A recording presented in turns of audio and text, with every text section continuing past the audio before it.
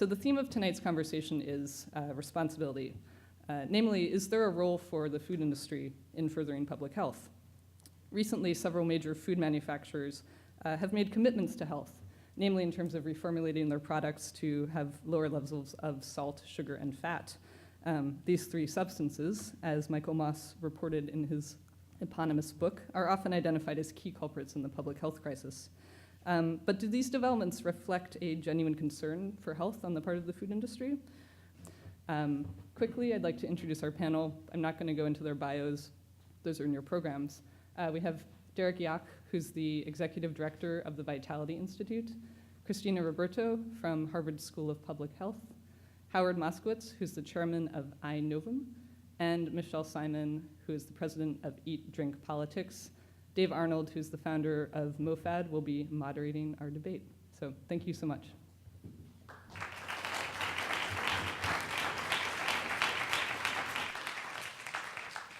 Okay, the rules. You'll all have 2 minutes to give kind of an opening spiel on the topic at hand. Emma will hold up a little sign saying when you're done. Then I'll probably toss a question to each one of you in some order. You will answer it, and then it's up to the rest to then respond. I'm not going to stop anyone from saying whatever they want or talking, to or having a conversation, because that's what we want.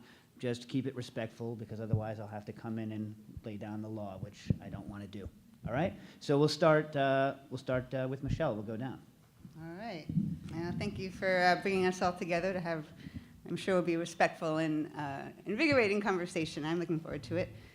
So the way I think about this question of the role of the food industry and who's really responsible, this debate that we're having right now, and the national discourse that's going on, is it up to the consumer to just eat right, or is it up to the food industry to provide healthy food?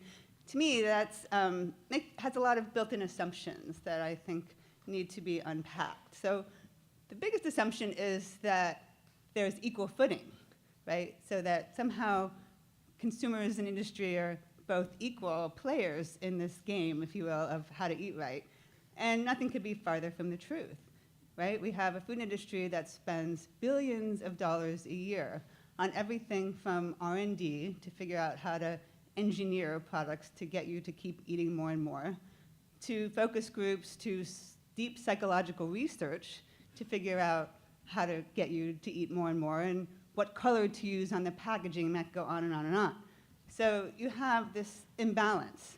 They are engaging in what I think is both morally repugnant and possibly illegal activity in marketing to children. We seem to be in a world where companies are bashed, sometimes for good reason, sometimes for not such good reason. But there seems to be a popular baiting culture in America and perhaps now in the world. So we have to ask, how much is being brought by the desire to sell books, sell one's services, have a public platform? Or is there really a venal culture in the corporation? What's really happening in the corporation? What's the job of the corporation? As Michele said, the job of the corporation is to create good food that will sell to people within the limits of the law. What's the role of the consumer? Why is the consumer so damn stupid? Maybe it's time that we spent all this money on educating the consumer properly. This week, California's proposed bill to put warning labels on soda and other sugary drinks was voted down. I was reading an article about the bill that quoted an opponent representing the beverage industry, and he argued that the bill unfairly singled out soft drinks, and that, quote, other factors, including a lack of exercise, genetics, and unhealthy diets, contribute in concert to ballooning obesity and diabetes rates. This kind of reasoning represents a major barrier to progress. By that logic, we are left doing nothing. I believe the food industry has an important role to play in addressing obesity, but I believe the path to success will largely be through policy. We enact policies when there are strong forces influencing people to make choices they don't want to make, choices that are misaligned with their self-interest. In the case of obesity, many people want to be healthy. They want to be disease-free. but so many factors outside our control influence us to eat poorly. This is the time when environmental forces and self-interest are at odds, when policy can level the playing field to help people make responsible food choices. When I was at PepsiCo, the CEO asked the general counsel, what is the legal responsibility of a good company? To specifically address the question of what Milton Friedman said. Milton Friedman, you may remember, as a Nobel Prize winner, started the story that people haven't really corrected, that the sole purpose of a company is to maximize short-term shareholder return. So, what is the legal case? It's being tested under court law in the US for 100 years. And every single time, the courts have ruled in favor of doing the right thing, even that it may take longer and it may minimize the value of shares, the money going to the shareholders in the short term. We now know that the companies who do the right thing, invest in longer term creation of value, recognize that they are created to exist in perpetuity, not for tomorrow, and act accordingly. In other words, become better stewards of the environment, start investing in R&D and start changing their portfolios, show bigger returns on the bottom line. Eccles and people like Michael Porter and Mark Kramer have shown that, and that's the very basis of what's called creating shared value. Well, what's the limit of that? If we're to remain a free market economy, what's the limit of government regulation that you think is reasonable? And at that point, will we be able to pull the profit motivations of the corporation in line with what you think is in balance with public health? Okay, so here we go with the assumptions again. We are not a free market economy. We are an economy that is propped up by government regulations right now. So this idea that, oh my God, we don't want government telling us what to eat. Well, guess what? Sorry to break it to you all, but the government is telling you what to eat right now. That's exactly why a cheeseburger costs less than a salad.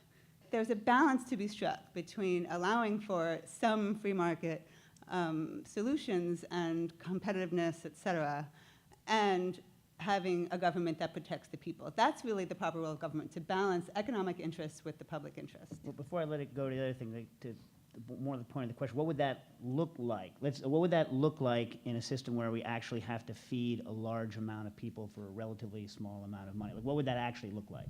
We can't let this idea of big government telling you what to do carry the public messaging when what we're talking about is, again, getting back to a balance where industry is regulated in a way that doesn't promote ill health, but actually promotes good health. I'd like to suggest that it might be a lot easier to re-educate consumers to want to live and eat better than it is to change the entire industry. I think you can. I think it's more emotionally attractive to people to bash the government and to bash companies. Madison Avenue knows how to promote cheeseburgers.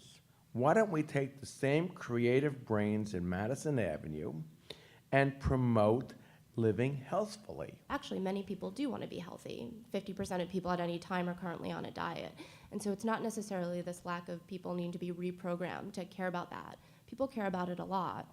I think what we're seeing in the data is that the educational interventions that we've tried have just fallen short. They haven't been successful. I'd agree with Michele about the fact that we really have a system that is where the incentives are really malaligned. I mean, the most classic ones are the way we have an agriculture department whose main role is to increase yield and productivity and to ignore the nutritional consequences of what that means. I think Howard is also right, that you have to work on both ends. That's going to take decades to unravel, but we need to start now doing it. Consumer change, though, is tough. And I have a bunch of colleagues in the room who understand the world of behavioral economics far better than I ever will, and understand that to really make consumer changes work, we need to recognize the irrationality of our own decision processes. And when it comes to food, I'm sure Howard knows this is particularly a case.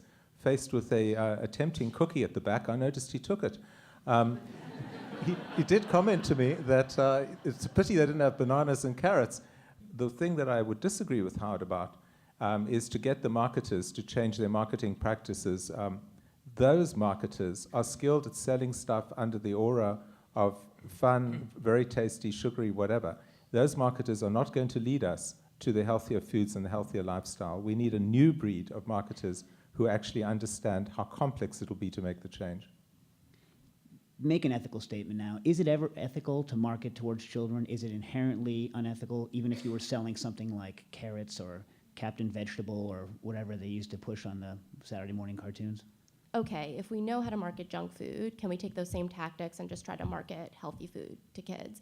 And Derek raised the point that we don't even know if that would work.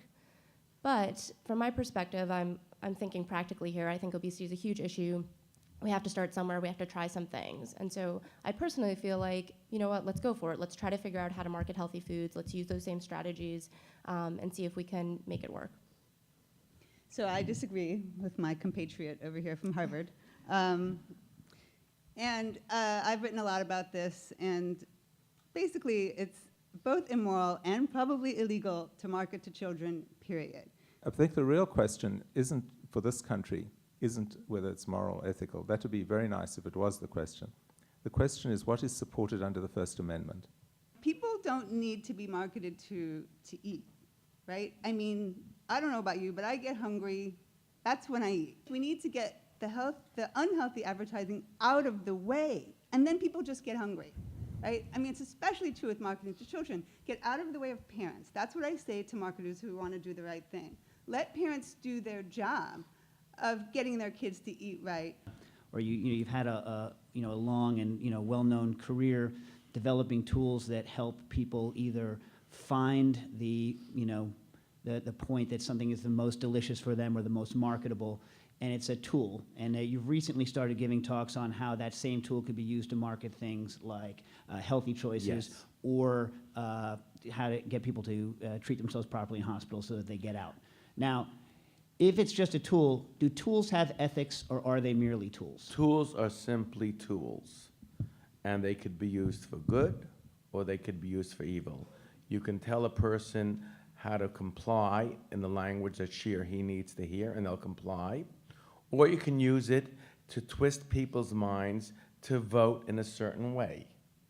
But I, as a tool developer, and anybody who develops tools, cannot be held responsible for the ultimate use of that. We know we're at the start of what's going to be a massive exploration into brain and neuroscience.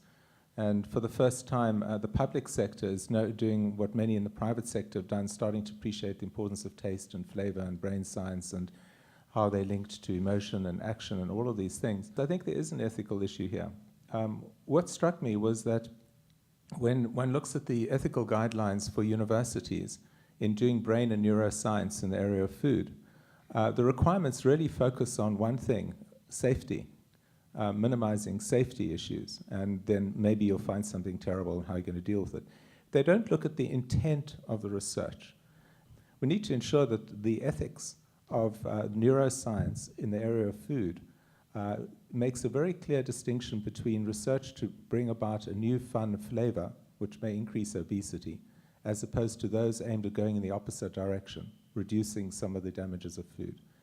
J. Robert Oppenheimer said, my God, when he saw the hydrogen bomb, I have seen death.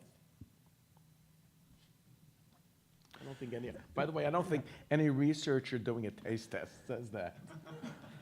Equating tobacco and food and legislation on tobacco with legislation on food seems like a slippery slope to go down. Do you want to talk a little bit about how they're different and how they're similar, and what it means to apply the label addiction to something that can be consumed without detrimental effect by a good number of people? Yeah, I think the question of whether food meets the strict criteria of addiction, I think, is still out there. There will be some who say that it may. I think habituation would be the way most would characterize it. First of all, I don't think addiction gets to the heart of the matter, and that's because of how I also worked in alcohol policy, so I know a lot about the role of addiction in that issue, and there's a misperception that addiction is the main problem when it comes to alcohol, and it's not. Actually, most of the problems related to alcohol harm are in overconsumption, and it's the same thing with food, right? So it doesn't really matter to me that much whether there's an addictive quality to certain foods or not. The issue is really overconsumption. What's important is to focus on the tactics. So the tactics, no matter what industry we're talking about, are the same. And the policies that can help reduce overconsumption are very similar. So price, access, advertising. Those are the three pillars of public health, right? Reducing the price of harmful products, reducing access, and reducing harmful advertising. Those cut across tobacco, alcohol, and food. And those are the lessons to be learned. And then the tactics, marketing, lobbying, PR, distract, look over here, don't look over there, those are the same across the board. I do think you were talking about the scientific pursuit and what we should be studying and how productive is it to figure out if food is generally addictive. I think it's really important to figure that out, and we don't know. We definitely, it's an open question right now. And I think it has implications, although I agree with you, Michele, that this is still a problem regardless if food is addictive or not. It would have an interesting effect on public perception. It's a game changer in the sense of how people think about food, and probably a game changer in their support for policies. Linking the companies who are selling what you might regard as pretty good, kosher, healthy foods with government voice stepping up their action, I think would have a huge impact. And we know it has when it's been done in tobacco control. But it costs a lot of money. Derek, your move to PepsiCo surprised a lot of people in the health community, and you wrote and spoke many times that you felt that there was a need to push better nutrition and health from within large corporations, and this was a necessary thing that needed to happen for there to be real change in the world. How do you feel about that now, one? Two, do you feel that the corporations actually have a genuine desire and need, feel that they need to get better at this, or, as many people posit, do you feel that it's more of a marketing canard to co-opt health? And finally, if you can make a difference from within, does it really matter what the CEO thinks? For all of us in public health who really want to make change, you're going to make a bigger change, moving from your comfort zone, where you don't have to make the arguments which are we are being challenged every minute of the day, to moving into an area of discomfort, where a small change can have a huge impact.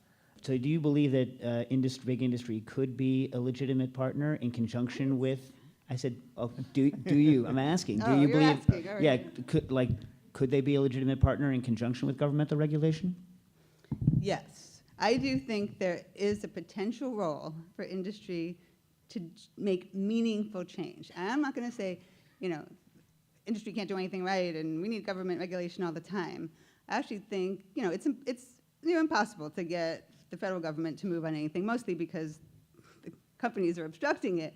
But I'm not against voluntary action. I'm against pretending to make voluntary change and making it sound meaningful. Selling health is a wonderful thing. We all feel good, but you can't take it to the bank. I say quickly, I don't think it's just necessarily health. So, there are food companies who source their ingredients organically, who pay their workers a living wage. There are all kinds of values that certain food companies have, companies in general have, right? I mean, it doesn't have to just be, oh, we can't measure health, so we can't possibly, I'm thinking of a cereal company like Nature's Path. They put a little too much sugar for my taste in some of their products, but the point is, all their products are organic. The guy gets calls all the time to get bought out by the likes of Kellogg, and he says, no, I'm going to stay independent because that's my value and it's important to me. Wait till his or her grandchildren are offered. Children are involved. Wait till the grandchildren. Very rarely does it go generation after generation. And all you need is one simple slip and back to making America fat again. All right, you're right. Food is bad. Too much food is bad. So give me what we're going to do. You have price and access. How are we going to do it? Let's go through the entire supermarket, doing the products I worked on first. And tell me exactly how to price each one. Tell me exactly how to restrict access to each one and how to communicate to each one. And you don't have to do it tomorrow, but within the next year, I need a game plan to know how I, as the almighty poobah of food, am going to do this, because I buy 100% into your argument. Now I just need a game plan. It's doable. And basically, they used the WHO and some standard criteria and some common sense and came up with a list of the 10,000 products, which would include everything that you would, if I had to ask you, what would you consider healthy food? We're not asking you to consider what's unhealthy food. That is a big difference, and that gets more complex. But think of what is healthy food. You'd all say whole fruits and vegetables and nuts and grains. And you may set cereals, but then you'd set salt and sugar levels, which mean most on the shelf wouldn't make it, but they may very well reformulate to come in. Milk, you're going to put in some of the lower stuff, maybe lean cuts of meat. Ostrich in South Africa, quite nice, and so on. Not for the ostrich. And discount those. That wasn't it was a big deal, but it's doable. So I don't know. And then it gets marketed in the store, it gets made clear, it gets promoted, it gets put into recipes. It's not a complicated thing to do. So is your argument because it's too hard, we shouldn't try? I don't know. I don't even know what to do. Just discount the whole lot. That's what you do. Discount the whole lot. That's what they did. All of them. 25% discount. It works. 10,000 products across all these. It's not complicated. So what you're saying is, let's get rid of everything but a core set. My God, that's already called. No, Core keep the set. choice. People can go and buy whatever they want. But if they're going to buy healthy foods, they know that they're going to get a discount on the price. And does that change consumption? Yes. Yes, it will. And the study has been done in 250,000 people followed for 2 years, the largest public literature on this in the world by 100-fold. My question is, why don't we have 1,000 such studies? We actually do have the roadmap. Derek's right. We could tell you a whole bunch of ways to structure the grocery store. We actually know how to get people to eat healthy and from a behavioral perspective. So I think what's tricky about these interventions, and what I'd be curious to hear from you, Derek, is how do you incentivize stores on a large scale to actually do it? When you're discounting, you're also increasing consumption of those things. So you obviously got to make sure you watch portion size so that you don't overshoot people's intake of good things. You can get up too much of a good thing as well. But you're creating the cadre, the interest among the farming community to actually grow some of the things. What I want to see is more internalization of costs. Right now, all the costs of healthcare are externalized, which is the way economists talk. And so, the likes of McDonald's and Taco Bell and Kraft don't have to worry about their healthcare costs, except perhaps for their own employees.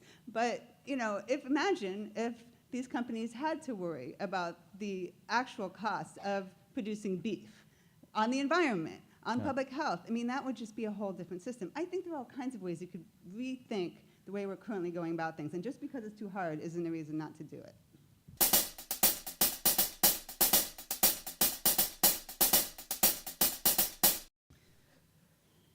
I would send them to farms, and I would give them some cooking classes, and I wouldn't waste any time on any educational efforts within the usual curriculum. They all fail. Ditto. I would do an experiment where I'd find out the messages to which these kids resonate, and I'd find the segments and identify the mindset of each child who comes in by a quick 4 or 5 question questionnaire from this study, and then I would give the child a series of messages over a year on a daily basis, just a piece of paper, and try to remold the child's mind to want to live or want to pursue wellness. Well, not surprise you, I question the assumption in the question. And I would just get corporations out of schools, period. I don't think we should be molding children's minds. I think we should let their minds develop as they're naturally meant to. And by taking out the corporate piece, and I mean everything, any kind of corporate influence in schools, there's one place that industry should not be, it's in schools. And you remove that, and then you let children learn in a commercial-free environment. Thank you, esteemed panel. Thank you, guests, for coming.